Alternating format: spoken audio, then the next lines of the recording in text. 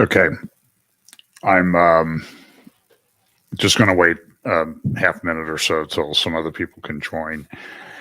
I'd like to keep this as short as possible, but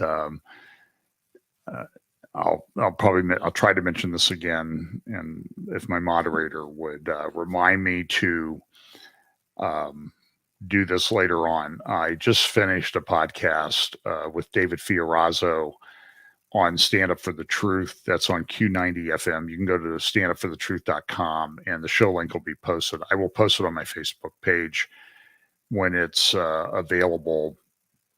I apologize for not doing any midweek earlier this week. I was doing prep and reading for that podcast. I also have a conference I'm going to be doing in Calgary, Canada, May 5th and 6th.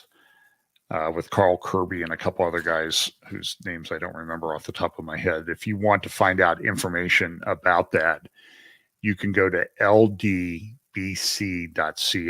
LDBC, that's for Last Days Bible Conference.ca. ldbca.ca, and you can get I think they have the schedule there, and I don't know if they're requiring registration or not, but you can do that. And I've been doing prep. I have 4 talks I'm going to be giving there.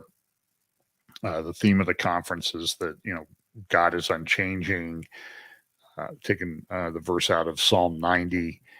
And so we're trying to kind of keep it on that theme. Also, June 16 to 18, I'll be doing a conference with Moriel.org in, I think it's called Swarthmore House or something in Scotland, northern Scotland. So if you want to go to that, there's a registration. I think that's a residential conference where you come and stay at a Christian retreat center. And I'll also be doing, I think the Sunday before that, I'll be in the Yorkshire area. I'll post information about that as we get closer down in England. So if you want to do that, that's a place you can get me in. So I've been engaged in a lot of prep, and I'm redoing a presentation on the Temple Mount and some things that my research indicates, and getting graphics and everything together. So that's why I haven't been as diligent about doing a midweek update. And I'm just trying to read and keep up with a lot of things. The world is very crazy. So I'm going to touch on a couple of issues. I'll take a few questions. If you want to put questions in all caps, that would be great. And I'll try to get to those. It's hard when I'm, just so you know, I'm monitoring, make sure my video is right, my green screen is right, my lighting's right, my audio is correct, and that sort of thing. So it's hard to keep up. So there's been a couple recent developments that I think we need to talk about, and they mainly relate to the Middle East and Israel. Although let me share this, because I think this is pretty significant. At some point, it seems that the financial system is going to be in a pretty bad state. So here's a story about SVB, which is a hang on a second here.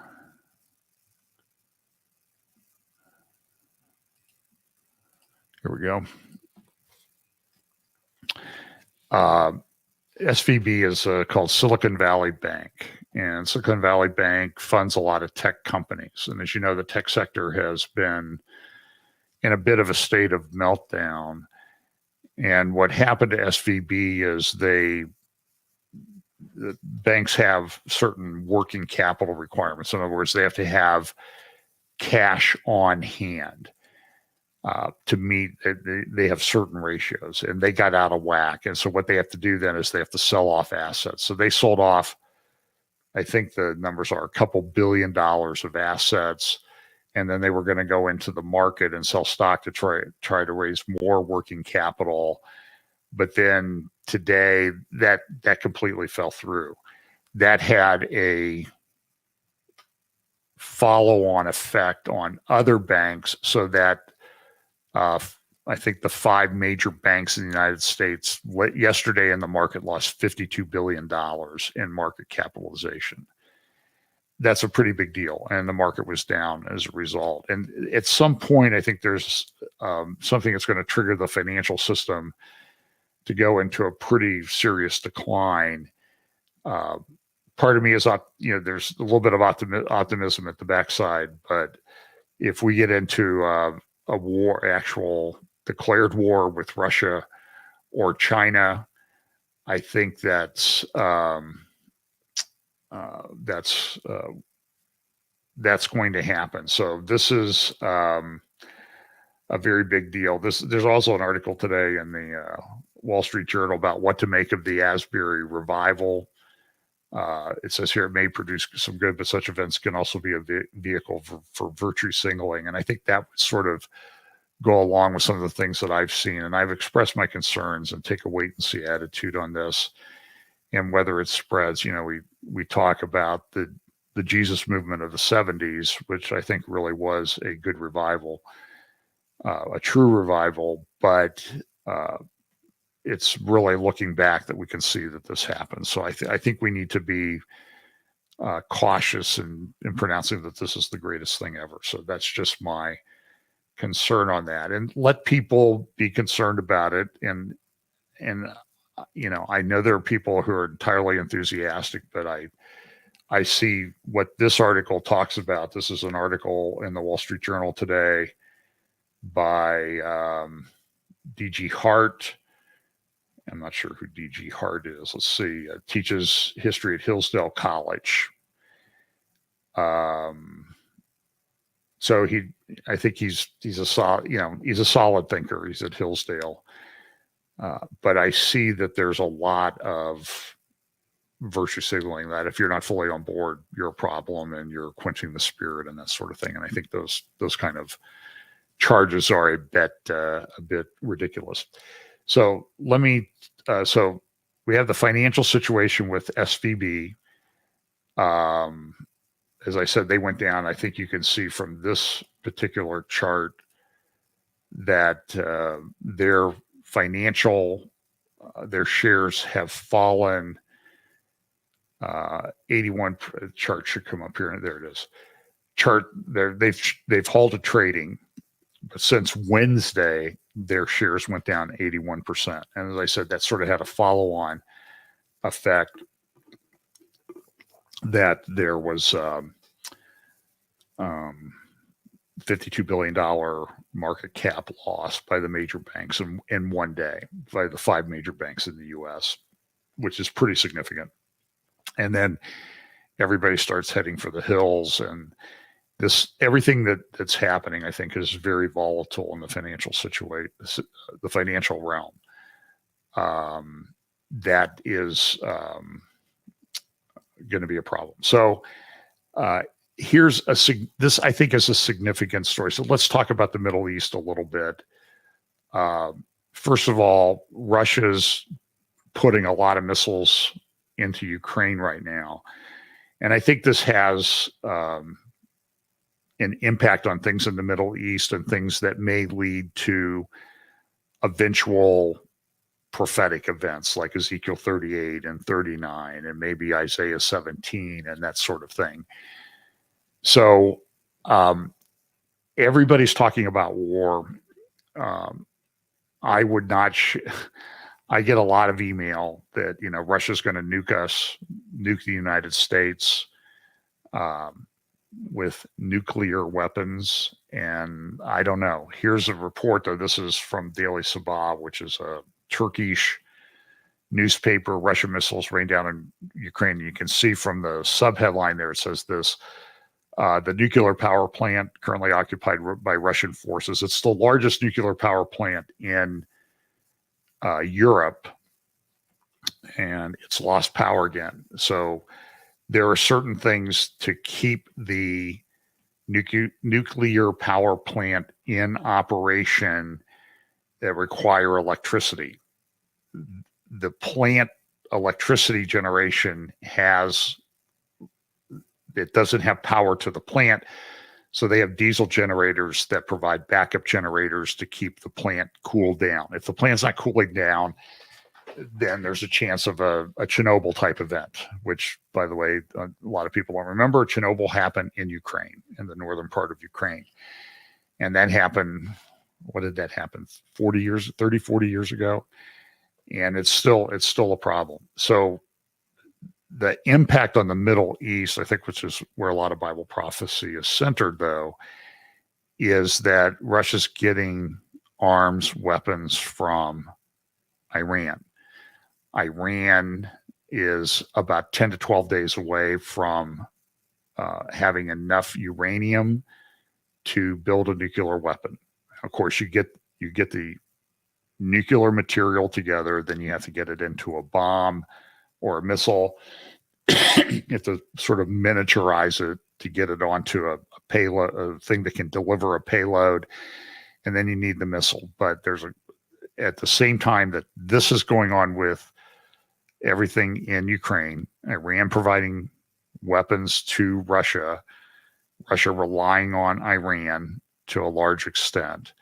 Israel then launches an attack on the Ukrainian facility that's manufacturing drones. Then Russia gets upset with Israel for doing that because Russia wants those drones. Then on the other side of this, you have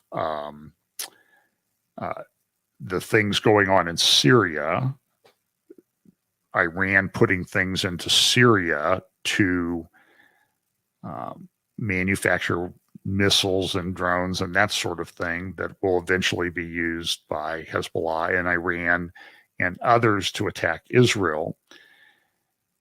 Israel this week also bombed the airport in Aleppo, and that caused a lot of outrage because, as you know, there was the major earthquake in Syria and Turkey about a month ago that's caused massive devastation. I think the death toll is probably up around 60,000 now, the confirmed death toll. It may still go higher as they dig out all of this rubble.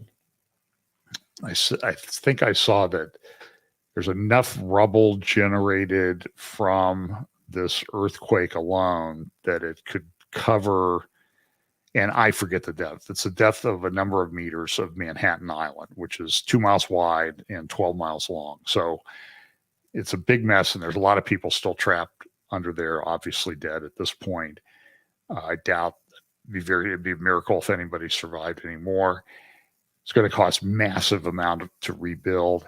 And a lot of the supplies have been coming in through the Aleppo airport. Aleppo has been the largest city in Syria, and Israel attacked the airport and essentially shut it down. Of course, now everybody's saying Israel doesn't care. They're trying to kill everybody because they're doing this. But part of the problem is the Iranians have been coming in and using the earthquake relief as cover to bring in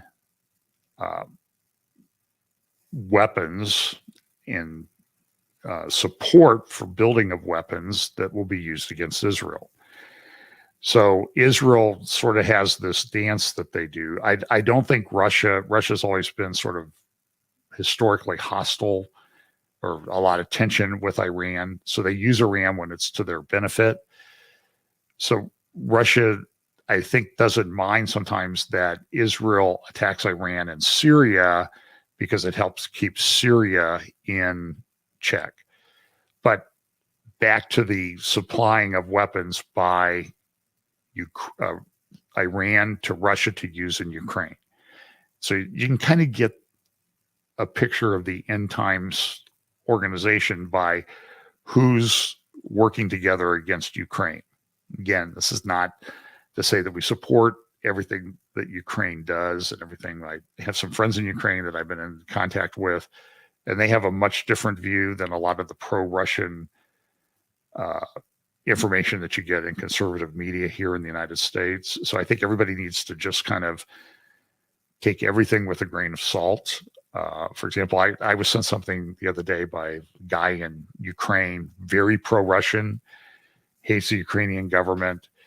And so I started digging through his I think it was his Twitter page, and it was about 3 tweets down that he was tweeting, I think, a video of Nick Fuentes, who is a Jew-hating guy here in the United States.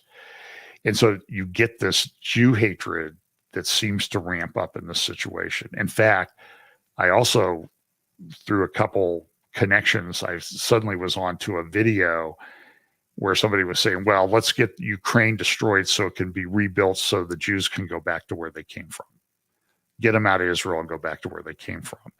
And so you're seeing just this convergence of all of these wars, rumors of wars, and rising anti-Semitism. I just saw an article as I was getting on here that in the UK they've accused CAMERA, that's the Committee for Accuracy in Middle East Reporting, a good organization that tracks anti-Semitism, of being white supremacist. So everything is at a very heightened state. So let's go back to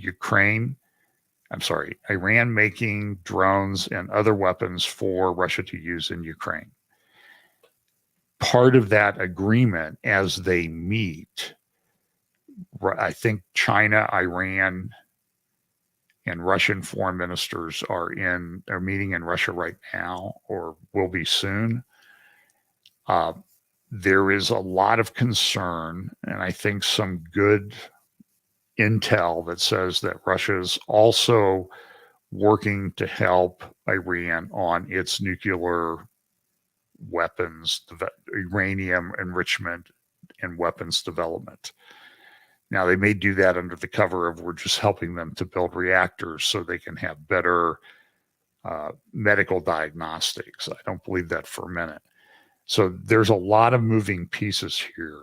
At the same time that that's going on, there is a bit of a meltdown in Israel over the judicial reform. So the question right now is, what is Israel going to do about Iran having a nuclear weapon? Are they going to attack?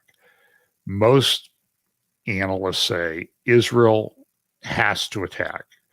Israel has said we want the United States to help us.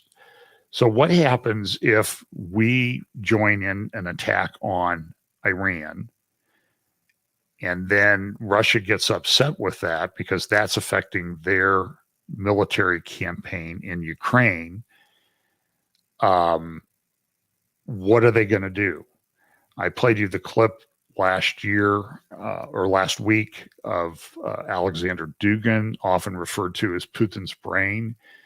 And Dugin said, if we start losing in Ukraine, we'll go nuclear. Now, we will never use nuclear weapons, but we'll use them if we start losing. And so I think that most people who look at this say this is a very dangerous situation, a very tense situation geopolitically. I've sort of analyzed Ukraine. I've seen these videos that they put out about Ukraine 2030. There's a book that's out. You can get it. This was a book published back in 2018. Let's see if I can pull that thing up. Here we go. Give me 1 second here. Let me get this over on my screen.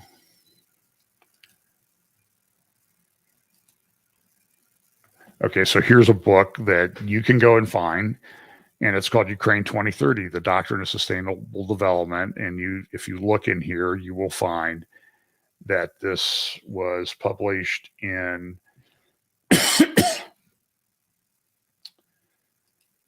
in 2013 or 2018. I'm sorry. Let's see down here. There we go. Let me blow that up a little bit just so you can see. So you can see that this was published in Ukraine in 2018. And then I've played this video. There's a video out there you can find on Twitter, Ukraine 2030. I played it in one of my presentations.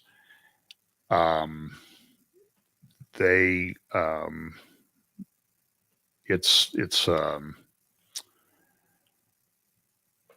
my thinking is that what they want to do with Ukraine is they don't care if Ukraine is destroyed because they plan on building a utopian society to replace it. And so in this video, it talks about Ukraine was the first one to go cashless. Ukraine was the first one to do digital identity for everybody. So I'm not so sure that the end game isn't to get Ukraine destroyed so we can build sort of use them as a lab to build this great society using all the World Economic Forum agenda items. I'm not so sure. So so I'm going to answer one question here on Ukraine. It says, can you clarify? Let's see if I can pull this question up.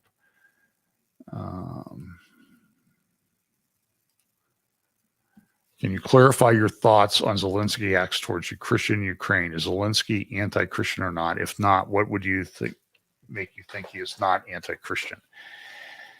So I have spent a lot of time, many hours, talking to a pastor friend in Ukraine. He has a very different perspective on this. And so you will see a narrative from, say, Tucker Carlson that Zelensky and others that Zelensky is totally anti-Christian because he's put restrictions on the Orthodox Church. The problem with that is that I know evangelical people that work in Ukraine, have worked in Ukraine, and even after Zelensky took over a few years ago with 80% of the vote, a lot of people don't want to mention that he replaced, it was either he or the guy just before him, or replaced a government that had really been installed by Russia. And that really upset Putin because he wanted parts of Ukraine and he wanted to control all of Ukraine. And then this regime was put in, and everybody says it was the CIA. And I'm pretty sure that the CIA helped, but also understand that people I've talked to in Ukraine were very happy when Zelensky came in. And I'm not saying Zelensky is a good guy or anything. I'm just saying is that people were not upset by that because they didn't like the Russian-based regime.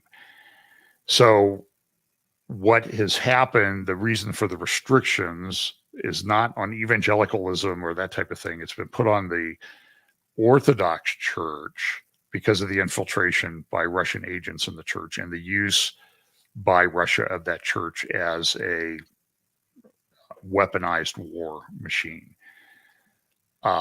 So that I'm just telling you, this is what's reported to me by people in Ukraine that I trust. So I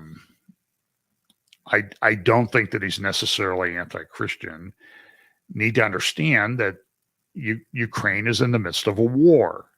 And so I would expect the leader of Ukraine would try to find help from different places. I think one of the things that sort of bothered me about the coverage of this is that everybody wants to talk about Ukraine, but they never talk about the Russian atrocities that are occurring. So I just think we kind of need to see and wait and how this unfolds. But I'm very concerned about the relationship between Russia and Iran. And I think that, let me pull up while I'm talking here. So I'm not sure that I can never remember how to turn off these. There we go. Questions. There we go. So I want to pull up something from another website here. Find it.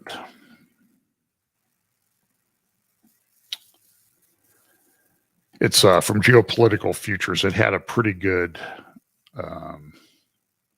map. I don't see it off the top of my head. So there's this preparation. People are making preparations for an attack on Iran. There were reports this week that Israeli planes, jets, tankers, that type of thing had flown from Israel to Spain across the Mediterranean. Well, when you look at the distance from Israel to Spain is about the same distance as Israel to Tehran. And so it's pretty clear that what they're doing there is they're trying to get practicing. They're practicing these attacks. So here, let me see if this is the article that I wanted.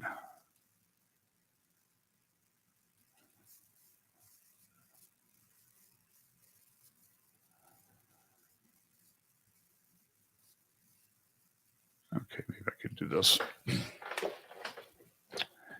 So let's see if this has the map that I wanted. So Israel and Iran, and it's there's a lot of too that Israel and Iran aren't really in direct conflict, but they're definitely not getting along. Here we go. Okay, now it puts it up on the.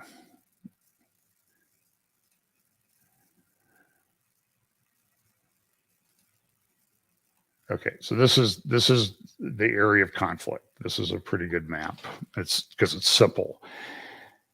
How is Israel? And so now you get into the question of the logistics. So let's say Israel decides to do something with Iran. They do have F-35 jets that they've modified, and they've modified the fuel tank system so that they can get to Iran without having to be refueled. And then the question becomes, where are they going? How are they going to attack Iran?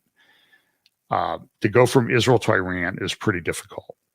So there have been some thinking that, well, they will use a base in Bahrain or Saudi Arabia to do that, maybe United Arab Emirates, but I just don't see those people being in a place to help Israel do an attack on Iran at this point. I don't think Israel will be inclined to act without the United States assistance. There seems to be some intelligence to indicate that Israel up here in Azerbaijan on the Caspian Sea will have the ability to use bases in Azerbaijan to attack Iran, because there's a historical tension between Azerbaijan and Iran.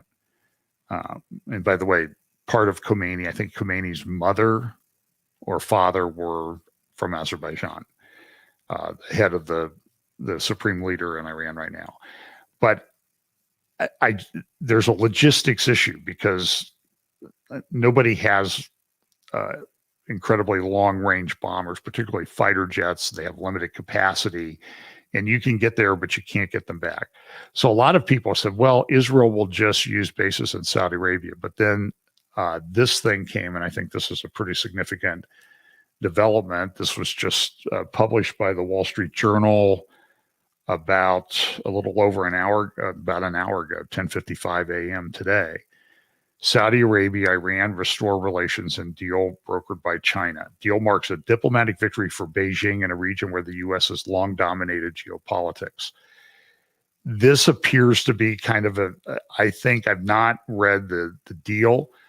Look at what the article says. Iran and Saudi Arabia agreed to reestablish diplomatic relations Friday in a deal brokered by China, ending 7 years of estrangement and jolting the geopolitical alignment of the Middle East. The deal, which comes after other unsuccessful attempts by Iraq and others to mend fences, marks a diplomatic victory for Beijing in a region where the U.S. has long dominated geopolitics. Iran and Saudi Arabia are major suppliers of oil to China and have sought closer economic ties, but the agreement is the first time Beijing has weighed in so heavily on the region's rivalries. I mean, I think, unless I'm completely misreading this, this is a pretty big deal. And I'll probably be talking more. Here's some other information under the agreement released by all three countries. Iran and Saudi Arabia will reopen their embassies and missions on each other's soil within 2 months, and both affirm non-interference in the internal affairs of other states. The two countries agreed that their foreign ministers will hold a summit soon to hammer out the details.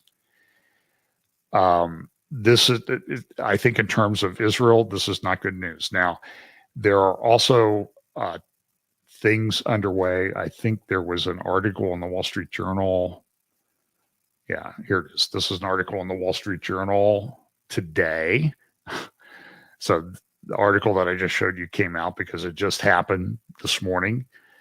Saudi seek edge in Israeli talks. Riyadh wants the U.S. to provide security guarantees and help build nuclear fuel program.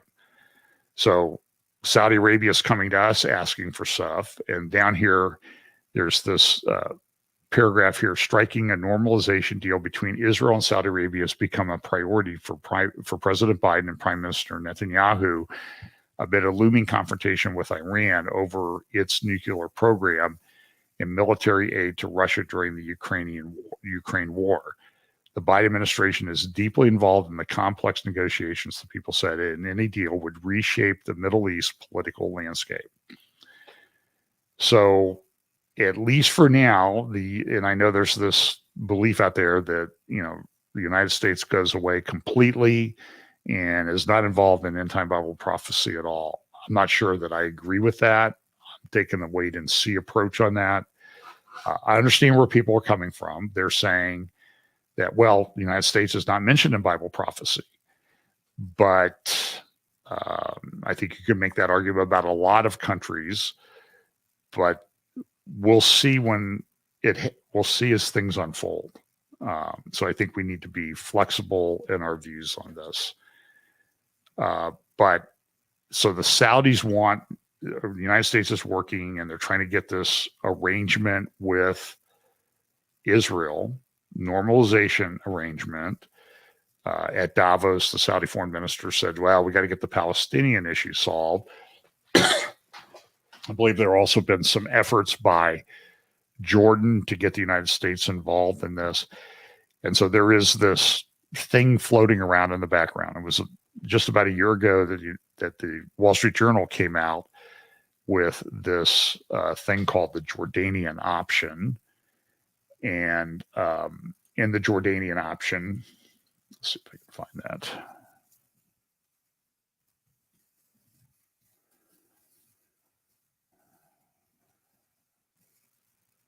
So now I'm going to get all these articles on Michael Jordan.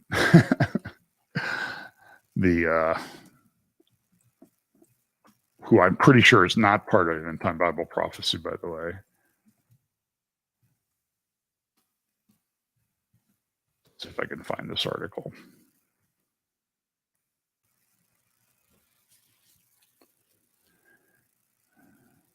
Well, let me look at this one first. This is the one I haven't gotten to yet. This is Walter Russell Mead. And he says, war in the Middle East is closer than you think. He's a Middle East historian, well-respected. But I will tell you that I saw an interview that he did with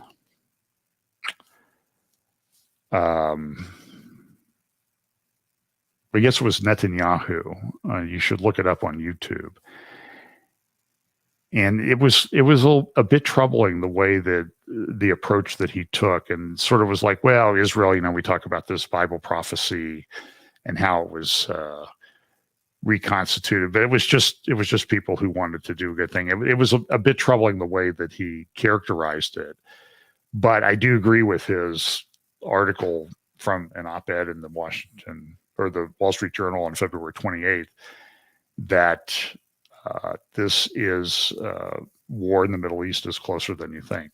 So the question is, how's this war going to come about, and who's going to be involved, and what impact does it have, and how quickly will things happen? I don't have an answer for you, but I just know that things are incredibly tense. So let me go back. I'm droning on. You also need to know one other thing, and I'll talk a little bit more about this on Sunday.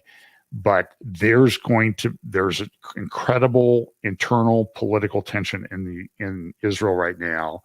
And I think most people would say, well, I don't know. I go to the office every day and I don't see it. But there are big protests. Yesterday there was a flotilla of Naval Reserve people from the Israeli Defense Force that blocked the port in Haifa at the cost of millions of dollars. And they're saying, this is an illegal government. This is a fascist government. This is an anti-democratic government, even though it was democratically elected. There was nothing said about irregularities in the way the election was conducted in Israel.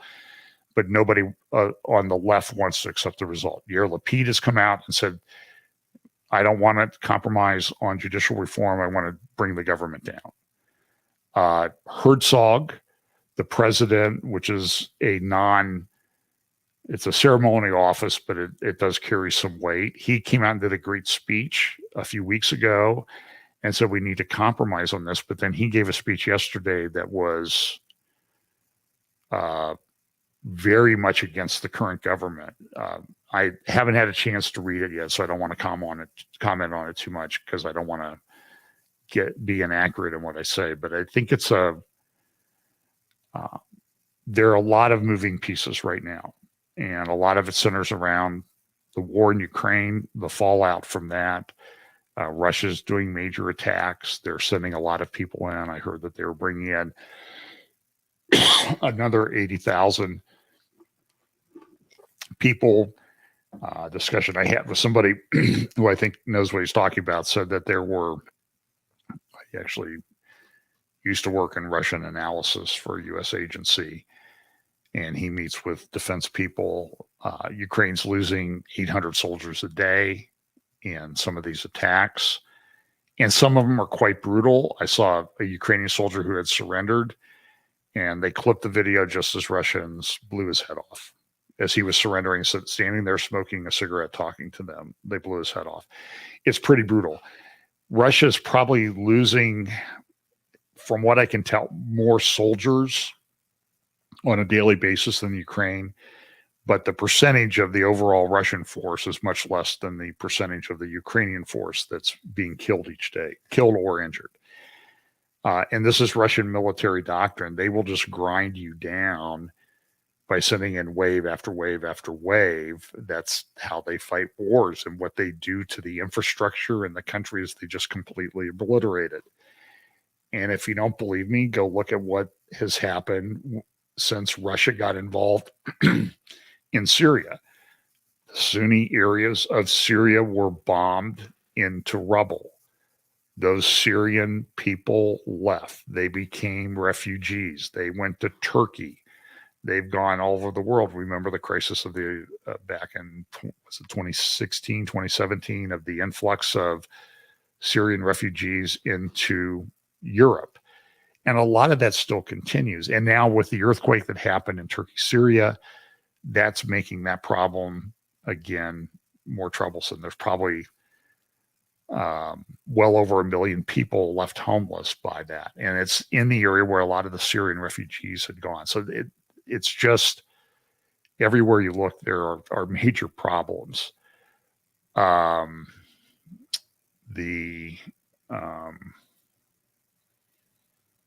So you have this judicial reform thing that's happening in Israel. Some people are questioning whether the Netanyahu government can continue. There are cases brought in the Supreme Court to shut Netanyahu down and get him removed from the government. And the way the Israeli Supreme Court has been interpreting the law that they've sort of made up is that they get to decide that. And people get to bring those cases. They're not dismissed on lack of standing or anything. The Attorney General in Israel has already ruled that Netanyahu cannot participate in discussions or negotiations over judicial reform. And that's coming from the judicial legal side of things. And so I think everybody agrees in Israel, at least at one point, has agreed that there needs to be some kind of judicial reform. The question is what that takes. But now they don't like the government. They don't like the Orthodox religious parties in the coalition with Netanyahu. And it's a very divided country. And in fact, in the article with that Melanie Phillips wrote today, let's see, where is this? Hang on a second, let me pull this up.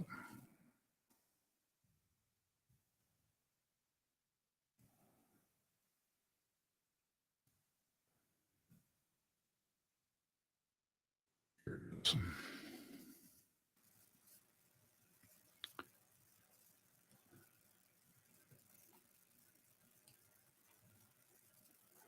the urgent need for Israeli electoral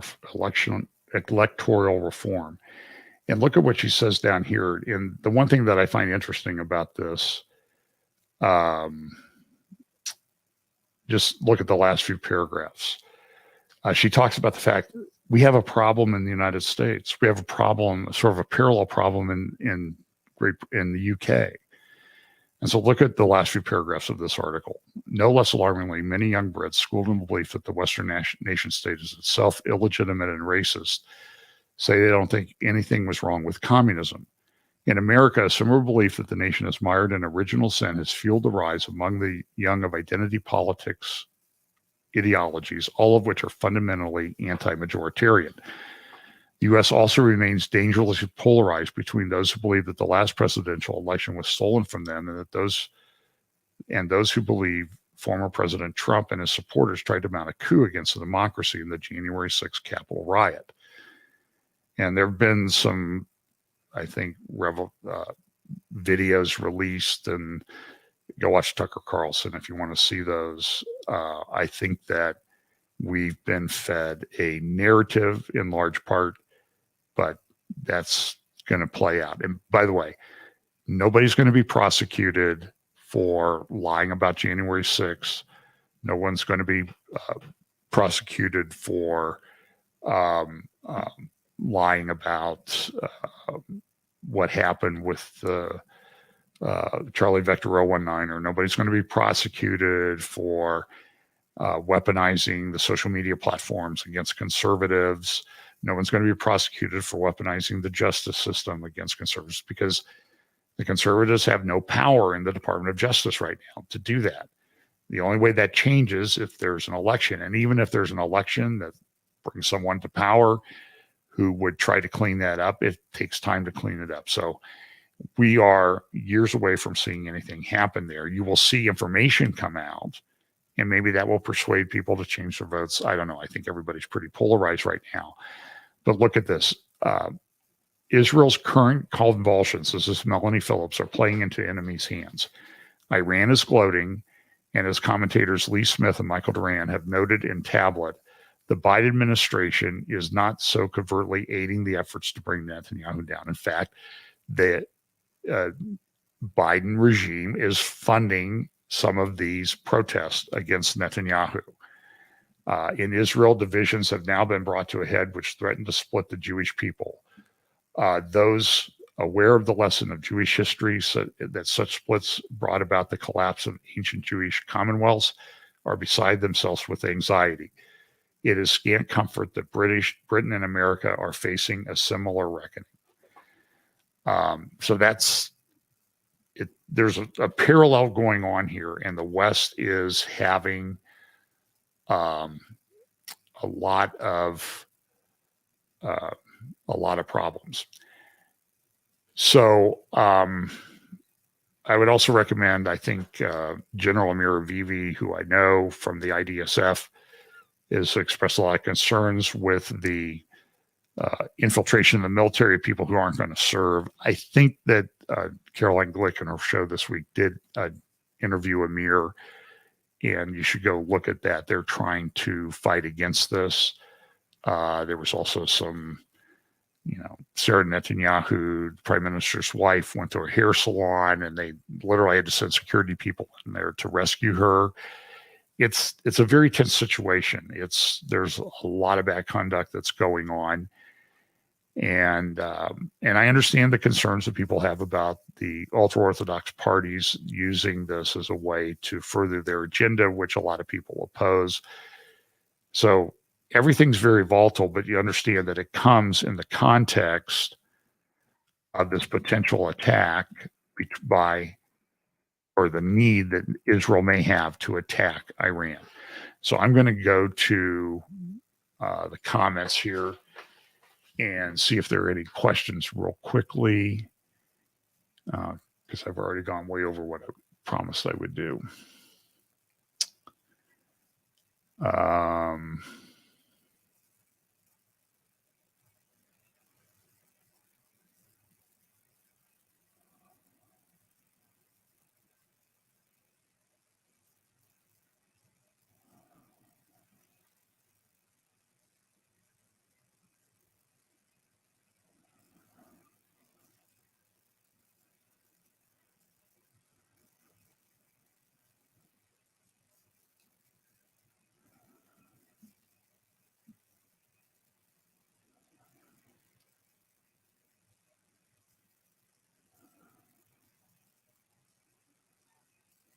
Okay, I'm not seeing any all caps questions as I go through this. So I guess I would just say is that the details of this will come out in terms of this agreement that just was announced this morning. Supposedly something, the diplomatic arrangements between Saudi Arabia and Iran. And look, they're opposed politically, but the concern I've always had with Islam is they may have a common enemy at some point. But I don't know if this is going to be a complete game changer or not. I'm just saying is we need to look at this because it's a significant development in light of the fact that Israel may want to go against Iran, and they'll need overflight rights. So there were some things that were supposed to have been done with regard to further normalizing things between Saudi Arabia and Israel that haven't taken place yet. I talked, last year about the islands in the Straits of Tiran, Tiran, at the southern end of the Red Sea. Those where Egypt was supposed to give those islands back to Saudi Arabia, but the peace agreement between Egypt, which controlled those islands when the Yom Kippur War took place in 1973, and then in the agreement between Israel and Egypt, where Israel gave back the Sinai Peninsula, Egypt had to agree that they would never allow those islands to be used as a method to blockade the southern port of Israel at Eilat. When things were going to try to normalize relationships between Israel and Saudi Arabia granted some overflight rights, the ability of Israeli aircraft to overfly Saudi Arabian territory. Those islands were supposed to be transferred back to Saudi control, but now there's tension between Egypt and Saudi Arabia on some issues, and that transfer has not taken place yet. So I think that needs to be done to get a full normalization of agreement relationships between Saudi Arabia and Israel, which I think is coming, but I think it's sort of complicated by this particular thing. So let me just check real here and see if I've got any particular questions. So here's a question. Is war pretty much foregone deal in your opinion? He served in, and thank you for your service in the Persian Gulf. Yeah, listen, the Bible prophesies wars and rumors of wars. And I think that there are certain wars that are maybe a precursor to the exact things prophesied in Scripture. And I think that's how some of those things come about. But I think it's very tense. The Ukrainian thing, the Iran-Israel, all of that is very tense. There was a report that was put out by CSIS, by the way, and I've been meaning to get to this for a number of weeks. Let me see if I've got this handy here.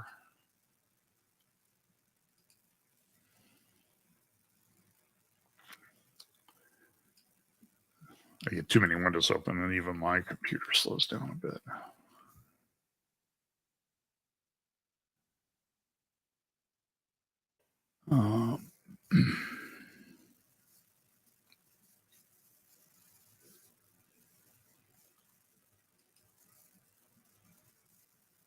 Now I'm not seeing it. There's a report that an organization called CSIS put out. CIS, it's the Center for Strategic and International Studies. It's a let's see if I can find it here. They did a report about a wargaming, the situation on Taiwan. Here it is, wargaming, a Chinese invasion of Taiwan. And so they went through a war game scenario. What happens if Taiwan invades China, or China invades Taiwan? And that's part of this mix too, on this wars and rumors of wars thing. And essentially what they said was that Israel, or not say Israel, the United States would lose a couple of aircraft carriers, hundreds of aircraft, but that ultimately they did not think that China would be successful. There's a report that they put out, the first battle of the next war, and you can go and find that at the CSIS. I bookmark a lot of these think tanks. You can see here that I use. There's another report that's out that I'll be talking about as I have time to read it. And again, these are reports that I don't necessarily agree with on all of their orientation. INSS, the Israeli Institute for National Security Studies, they just did a conference. You can go to the inss.org.il and you can watch these. There's also a strategic analysis that they just came out with for Israel among the world's democracies. And again, I've made reference to this, and it's it's about 100 pages long of the all these different aspects of what's going on. It talks about global warming, so it has a left-wing orientation. They talk about climate change and that type of thing. But they talk about Ukraine. They talk about Israel, the Palestinians. They talk about, here's on page 39 of the PDF, what's going on in the regional arena. And they talk about Israel's strategic gap and everything. So it's well worth downloading and reading. And I'll try to talk about it. I just haven't had time to wade through it. These think tanks are putting out these reports like you wouldn't believe. And they have all these conferences. So you have the INSS conference, you have the World Government Summit, you have Davos and that type of thing. And it's pretty difficult. I think that we in the Bible Prophecy community maybe need to set up our own think tank to kind of have a good analysis of these things, because I don't think any of us can keep up. So anyway, that is let me just double check on new.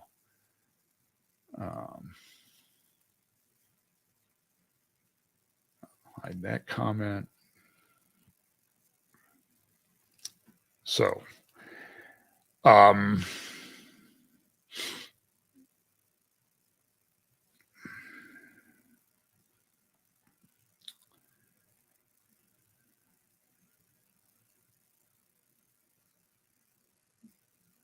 let's see. Okay. Anyway, so look, I appreciate you listening, and there's some other comments I don't think I need to address right now.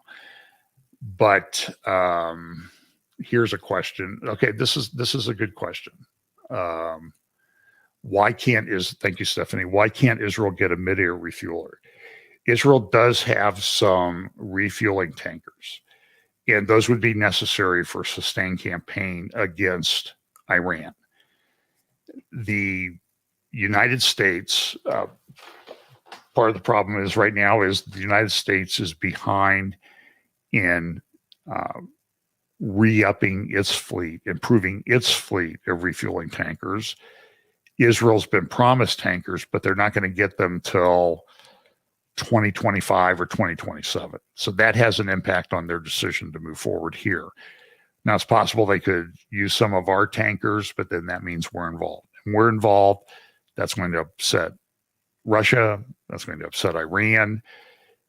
And I personally think that there are some, we know in England, they've come out and said that there are Iranian cells tracking people, and that if anything happens, they're going to attack the Jews in the UK. I suspect that might also be a fear here in the United States. So when this happens, literally, I think all hell's going to break loose, and I do think that it's going to happen at some point. I disagree with the comment that says this can't happen until the restrainers are removed. We already have wars and rumors of wars, and this can happen whether the church is here or not. That's what we need to prepare ourselves for, mentally and physically. You need to do some prepping, spiritually and also physically. the Lord will provide, but the Lord also gives us common sense to act. And I think when we see these things, we should take reasonable action. And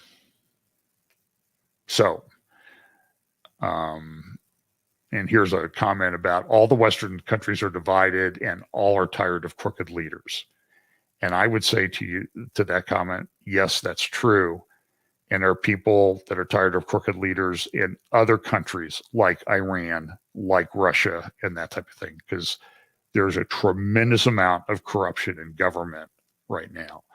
So look, I'll talk more about this Sunday, hopefully with more graphics and slides, and I appreciate it. So God bless. We would like it if you would like, share, subscribe on our YouTube channel. It does help us with the social media algorithms and that type of thing. So appreciate it. Thanks so much for listening. And also go check out for my podcast on standupforthetruth.com with David Fiorazo that I recorded between 10 and 11 a.m. Eastern this morning. God bless.